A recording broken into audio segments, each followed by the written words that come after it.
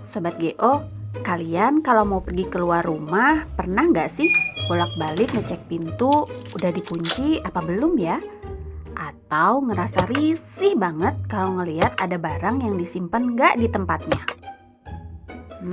Ini cuma kebiasaan kan?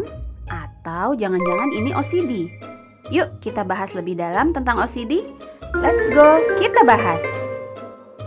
Jadi, OCD itu singkatan dari Obsessive Compulsive Disorder atau dalam bahasa Indonesia gangguan obsesif kompulsif. Ini adalah gangguan mental yang bikin seseorang punya pikiran atau kekhawatiran berulang-ulang atau obsesi dan akhirnya merasa harus melakukan ritual atau kebiasaan tertentu berulang-ulang atau kompulsi untuk meredakan kecemasannya. Contohnya gini nih Sobat GO, misalnya ada orang yang takut banget sama kuman. Jadi dia akan cuci tangan berkali-kali, bahkan sampai kulitnya iritasi. Kalau nggak cuci tangan, dia ngerasa gelisah banget. Ada juga yang terus-terusan ngecek pintu takut belum dikunci, padahal udah 5 kali dicek. Dan ada juga yang terobsesi dengan kerapihan dan keteraturan. Barang-barang harus tersusun lurus dan simetris.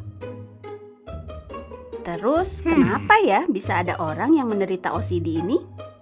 Ada penelitian yang bilang ini bisa dipengaruhi oleh genetik juga.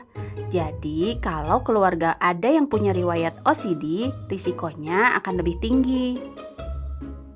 Selain itu, cara kerja otak pada penderita OCD juga berbeda, terutama di bagian yang mengatur rasa cemas. Gak cuma itu, stres berat atau pengalaman traumatis juga bisa memicu munculnya OCD loh. Sayangnya OCD nggak bisa sembuh total, tapi bisa dikelola kok. Caranya dengan terapi perilaku atau cognitive behavioral therapy. Ini bisa ngebantu kalian ngubah cara pikir dan cara menghadapi kecemasan. Atau bisa juga mengkonsumsi obat-obatan khusus dari dokter kalau diperlukan.